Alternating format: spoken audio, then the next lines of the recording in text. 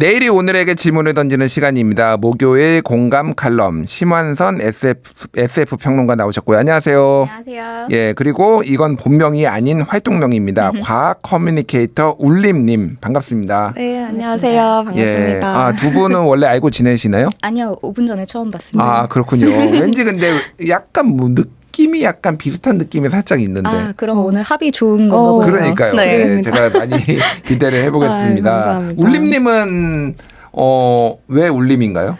저는 울림이 활동명인데 과학의 울림을 대중분들에게 잘 전달해주고 싶다라는 의미로 울림으로 이름을 지었습니다. 예전에 김상욱 교수가 책 제목에 아마 울림이 네. 들어 떨림과 울림이었나 네. 뭐 그런 거 있었죠. 예, 네. 예. 저도 이제 김상욱 교수 잘 알아가지고 예. 네. 뭐 그렇습니다. 과학은 잘 모르는데 그냥 개인적으로 알아요. 예. 저도 굉장히 존경하는 교수님입니다. 아, 그렇군요. 오늘 굉장히 기대해 보도록 하겠습니다. 자, 오늘 이 뉴스로 시작을 해볼 텐데, 오늘 이제 주로 얘기할 게 챗GPT, 뭐 이제 소위 말하는 이제 생성형 AI, 요거를 얘기를 할 텐데, 저희가 이제 저 같은 일반인들이 보는 거는 주로 사건 사고예요. 이제 챗GPT와 관련된 사건 사고들이 굉장히 많이 나오는데, 스칼렛 요한슨, 뭐 일부에서는 스칼렛 조헨슨이라고도 뭐 이렇게 표기를 하더라고요. 이제 유명하죠. 마블의 이제 블랙 위도우로 유명한. 근데 굉장히 화가 났다고 챗GPT 때, 오픈 AI 때문에. 이거 어느 분이 좀 설명해 주시겠어요? 네, 부탁드립니다. 네. 일단은 이번에 챗GPT 4 옴니라는 버전이 새로 공개가 되면서 이제 목소리로도 소통을 하고 답변을 받을 수 있게 되었는데요. 예. 이 중에 여러 가지 목소리를 제공하는데 그중에 스카이라는 목소리가 스칼렛 요한슨의 목소리와 굉장히 유사해서 이제 스칼렛 요한슨이 실제로 이 챗GPT를 만든 회사인 오픈 AI에 고발하겠다라고 얘기를 했던 사건이 있었습니다. 그게 이제 예전에 영화 허에서. 그쵸. 네. 예, 그때 이 목소리 연기를 했던 게 스칼렛 요한슨이고, 거기에서 이제 인공지능, 네. 마치 이제 챗 GPT를 예고라도 하듯이 네. 그렇게 나와서, 그래서 쓰려고 했던 거죠. 그러니까 오픈 AI가. 네, 그래서 오픈 AI가 실제로 스칼렛 요한슨에게 그 목소리 좀 해줄 수 있는지 제안을 했지만 거절을 했는데 어떻게 또 우연찮게 목소리가 비슷해졌다고 하더라고요. 정말 우연일까요? 이게 뭐 입력 데이터에 따라서 그게 출력이 되는 거기 때문에 예. 입력 데이터를 입력해준 성우분이 좀 비슷하게 연기를 했을 수도 있지만 그 뭐 진위 여부는 오픈 AI에서는 이게 따라한 건 아니다라고 따라한 밝히긴 건 했습니다. 아니지만은 네. 우연찮게 들으면은 굉장히 유사했고 네. 논란이 되니 중단했다. 뭐 이게 공식적인 네, 입장이죠. 맞습니다. 예, 그렇습니다. 이제 AI 커버, 요즘 유튜브 보면은 AI 커버라고 어떤 특정 가수가 다른 가수의 노래를 부르는 거를 AI로 만들어 가지고 유튜브에 올리는 거가 굉장히 많더라고요. 이거는 뭐 저작권 문제도 어떻게 되는지 궁금하고, 최근에는 이제 가수 아이유 씨가 비비의 밤양갱 이거를 뭐 부른 거가 좀 화제도 되고 논란이 됐어요. 왜냐하면 그거를 작곡가가 이제 장기하 씨고, 전에 아이유 씨랑 장기하 씨가 사귀어서 이거를 우리가 현실에서 볼 수 있었지 않았을까 막 이런 얘기 하시는 분들도 있더라고요. 근데 이게 이제 어느 정도나 지금 이제 4 옴니라고 했죠. 그러니까 챗 GPT가 3까지 나오고 그다음에 4 프로 버전이 나오고 지금 옴니가 나온 거잖아요. 이게 어느 정도까지 지금 이게 온 건가요? 그러니까. 일단은 기존에는 텍스트 기반으로 뭐 처리를 했다고 하면 이제는 목소리나 영상이나 텍스트 이 세 가지를 동일한 알고리즘으로 처리를 할 수 있는 게 옴니거든요. 예. 그래서 옴니가 실제로 전체 모든이라는 뜻을 담은 그런 뜻으로 챗GPT 4 옴니는 이제 실시간으로 거의 사람이 대화하는 속도와 유사하게 구현이 된다고 해요. 그 정도로 이제 기술이 발전을 했고 실제로 그 챗GPT 수익이 굉장히 많이 급등했다고 합니다. 그러니까 이게 제가 좀 워낙 문외한이니까, 그리고 청취자분들 중에서도 잘 아시는 분도 있지만 잘 모르는 분들이 있어서, 그러니까 일반적으로 지금 이제 생성형 인공지능을 이용해서 음성도 만들어낼 수도 있고, 그리고 뭐 그림도 이렇게 텍스트로 입력을 하면은 그런 비슷한 뭐 자기가 정확하게 원하진 않더라도 뭔가 그럴싸하게 나오잖아요. 근데 옴니는 이거를 다 통합 버전으로 보면 되는 건가요? 그러니까?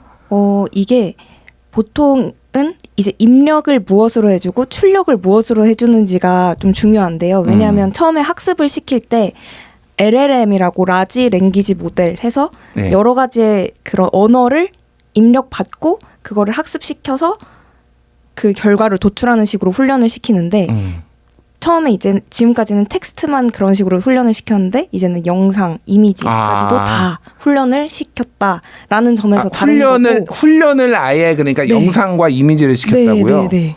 그러니까 지금은 그러면은 그 전에는 텍스트를 입력을 해서 영상도 그러니까 뭐 그것도 나왔잖아요. 그림도 네, 나왔잖아요. 그쵸. 네. 근데 그거는 텍스트를 연습을 시켰던 거예요. 네, 그러면? 그거는 딱 텍스트만 연습을 시킨 거고 그럼 그림은 어떻게 나왔냐면 그림으로 변환해주는 다른 툴이 그 사이에 껴 있었습니다. 아. 근데 이제는 그런 중간다리 역할을 하는 툴들을 다 빼고도 예. 챗 GPT 하나만으로도 그 모든 거를 한 번에 처리할 수 있기 때문에 속도가 훨씬 빨라진 거예요. 아 그렇군요. 네. 그 속도도 빨라지고 약간 무서워진다 약간 네. 그런 생각이 드는데 그 우리 심한선 평론가님한테 여쭤볼게요. 그러니까 영화 속에서 이런 인공지능이 나온 거는 굉장히 많았잖아요 그동안. 특히 이제 직접적으로 다른 게 아까 전에 나왔던 그 허라는 영화도 있고 그리고 전체적으로 보면은 어떤 영화들이 좀 이런 것들을 다뤘을까요? 영화보다는 그런데 게임이 훨씬 많았던 것 같아요. 게임이요? 예. 네네. 이제 뭐 음악 쪽으로도 있고 게임 쪽으로도 있는데 게임 쪽에서는 사실 지금 굉장히 많이 나오고 있는 게 연애 시뮬레이션 그 모바일 게임이 그 인공지능을 이용해서 그 답변을 해주는 거예요. 그러니까 챗GPT 같은 걸 쓰면은 기본적으로 내가 무언가를 입력했을 때 거기에 대해서 답을 해주잖아요.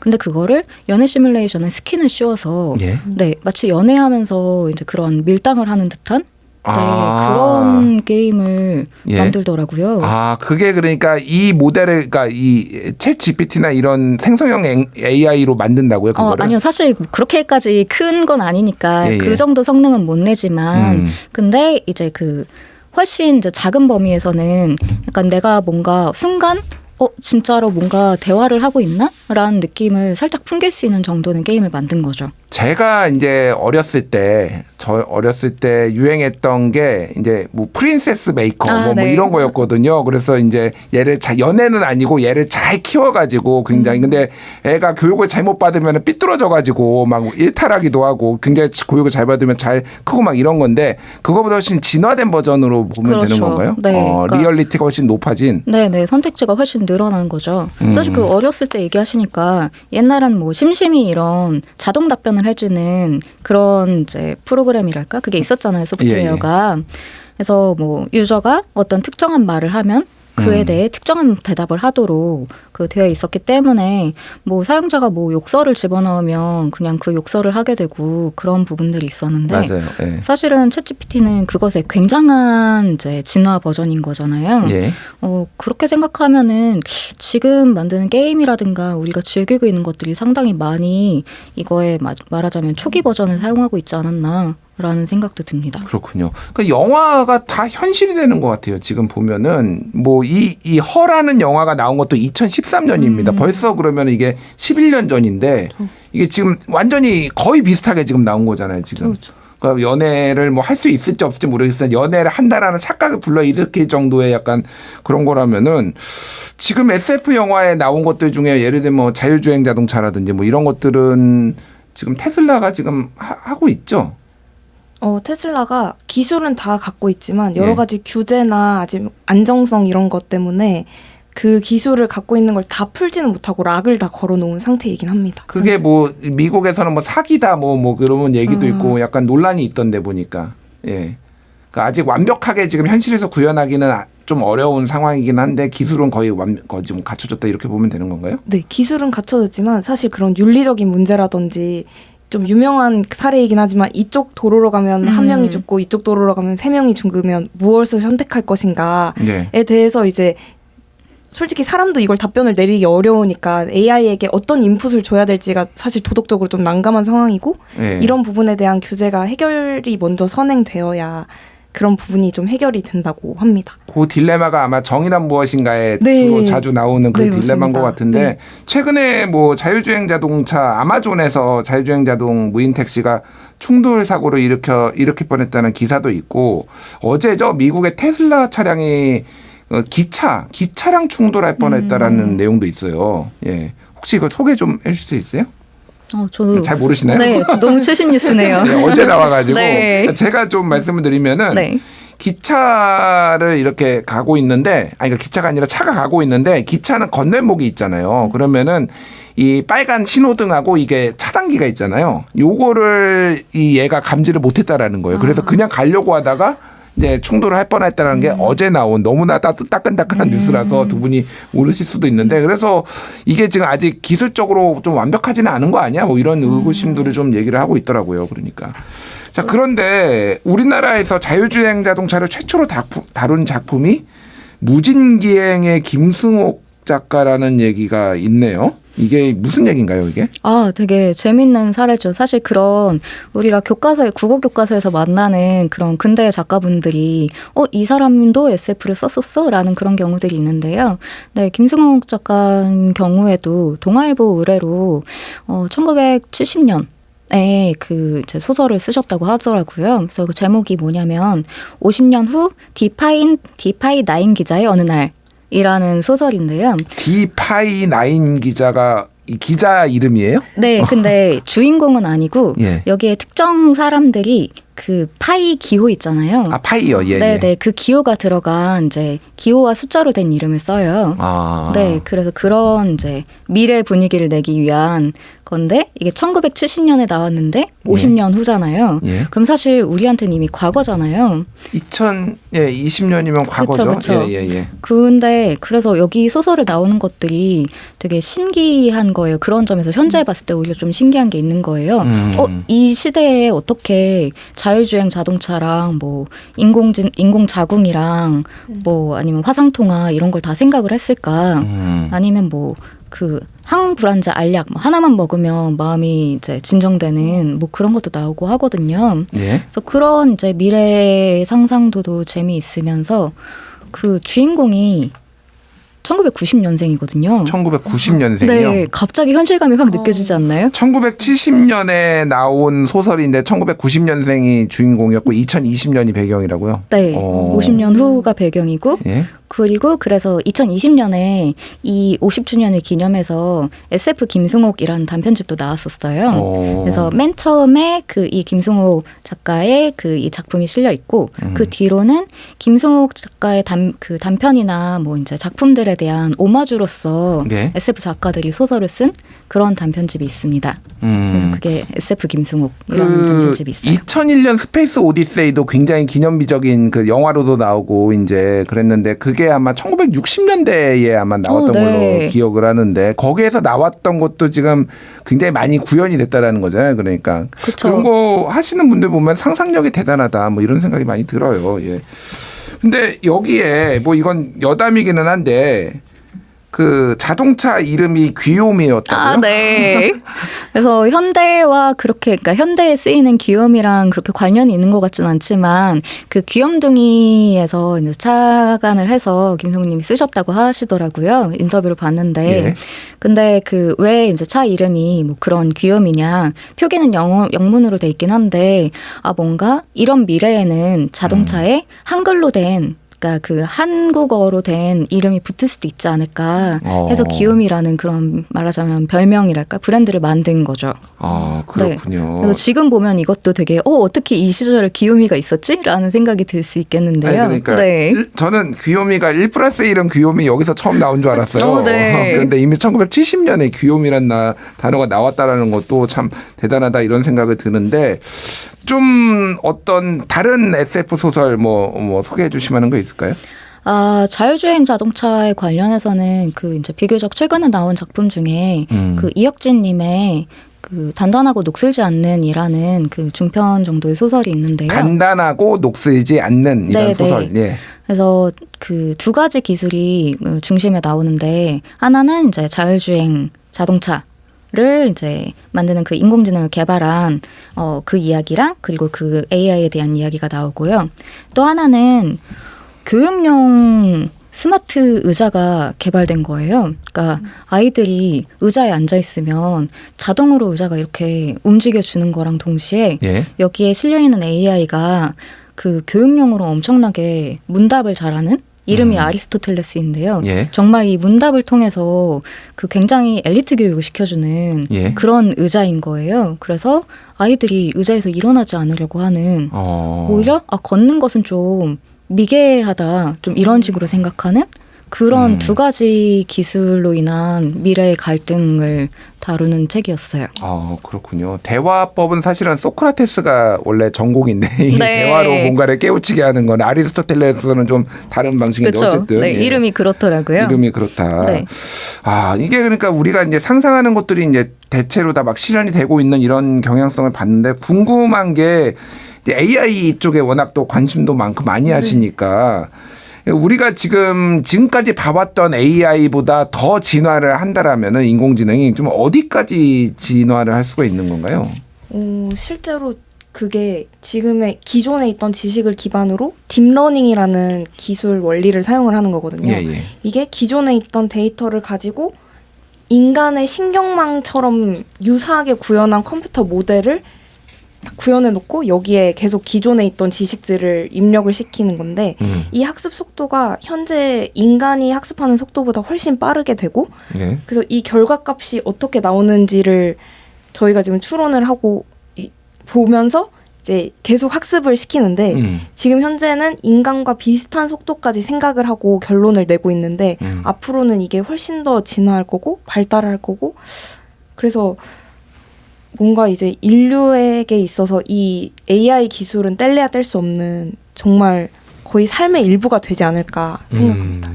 그러니까 제 주변에 이제 굉장히 다양한 직업군들이 굉장히 많은데 굉장히 그 다양한 직업군들이 상당수가 이 지금 생성형 인공지능을 실제 업무에 쓰고 있더라고요. 그러니까 뭐 공대 쪽이나 뭐 이런 데도 그렇고 그 프로그램 언어를 짜는데도 이거를 지금 쓴다라고 얘기를 하더라고요. 네. 실제로 진짜 이런 네. 코드를 짤 때 다양한 프로그래밍 언어들이 있거든요.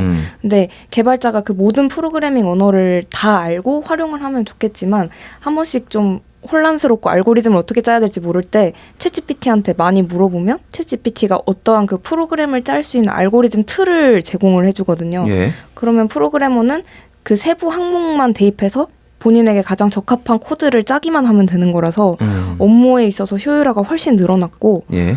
사실 뭐 음악을 만들 수도 있고 그림도 만들 수도 있고 네. 다양한 생활적인 부분까지도 다 컨트롤할 수 있고 심지어 요즘 집에 많이 적용하는 자동 뭐 커튼 치고 키고 하는 스마트 홈까지도 다 AI 기술입니다. 그렇군요.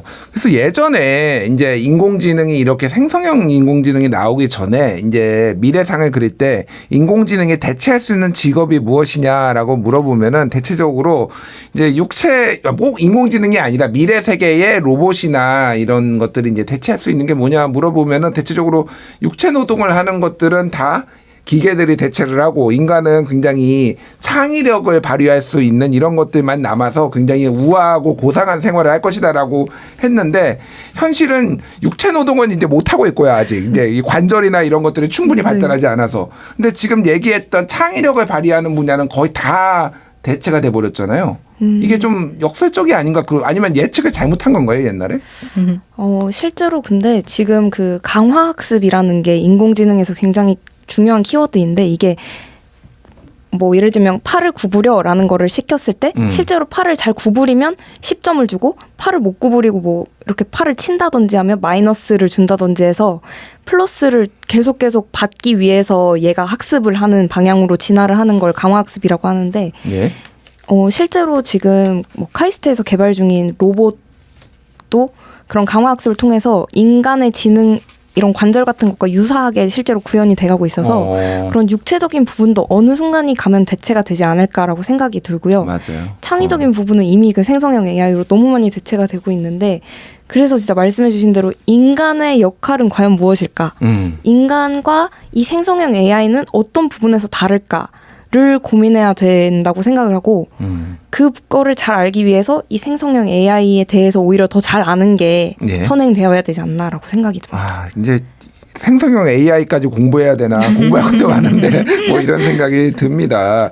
근데 이게 이제 말하다시피 이거를 잘 이용을 하려면은 정확하게 질문하는 게 중요하다라는 얘기들을 이거를 써본 분들이 계속 얘기를 하더라고요. 뭐 정확하게 질문한다는 게 어떤 건가요? 그 아까 말씀드린 LLM이 예. 정확하게 어떤 원리냐면 나는 밥을 이라고 했으면 사람들은 당연히 먹었다라고 추론을 하겠지만 AI가 먹었다라고 추론하기까지는 사실 굉장히 많은 학습 과정이 필요한 거거든요. 예. 그런 거를 이제 학습을 통해서 어떠한 결과를 도출하도록 학습을 시켜놓은 거기 때문에 학습할 때 어떤 문장으로 학습을 시켰는지가 굉장히 중요하고요. 예. 그래서 학습시켰던 방향대로 질문을 하는 게 중요해서 나는 밥을 토했다 뭐 이렇게 학습할 수도 있는 거죠. 네, 뭐 만약에 학습을 그렇게 시켰으면 그런 식으로 질문을 하는 게 정확한 답을 얻는 데 도움이 될 거니까 학습한 그 형태 그대로 질문을 하는 게 프롬프트를 잘 질문하는 법이라고 하고 실제로 그게 인터넷 강의나 세미나 등으로 되게 많이 알려져 있고 가이드북은 인터넷으로 검색 조금만 해보시면 또 많이 나와 있다고. 챗 GPT한테 이거 잘 질문하는 법 물어보면 네. 챗 GPT가 얘기해 주나요? 오, 그렇게도 답변해줄 수 있을 것 같습니다. 챗 GPT가. 네. 한번 해봐야 되겠네요. 네. 우리 평론가님은 챗 GPT 좀 활용을 하시나요? 아, 네. 저는 번역을 좀 이제 개인적으로 여러 개 해봤고, 그다음에 사실 저보다는 주변에 작가들이 뭐 소설을 쓰면서라든가 그런데 되게 많이 도움을 받고 계시더라고요. 기본적으로 뭔가 아이디어를 검토한다든가 뭐 자료를 찾는다든가 그런 것도 있으면서 좀 더 적극적으로 아예 AI를 좀 공동 창작자 수준으로 받아들여서 그렇게 만드는 그 시범 작품들이 나와 있거든요. 네. 그래서 예를 들면은 정지돈 작가의 인생 수업이 실려 있는 끝없이 두 갈래로 갈라지는 복도가 있는 회사라는 그 단편이 있어요. 거기서 딱 그 챗GPT를 이용해서 그 인공지능을 이용해서 소설을 짜봤다라고 나와 있더라고요. 네.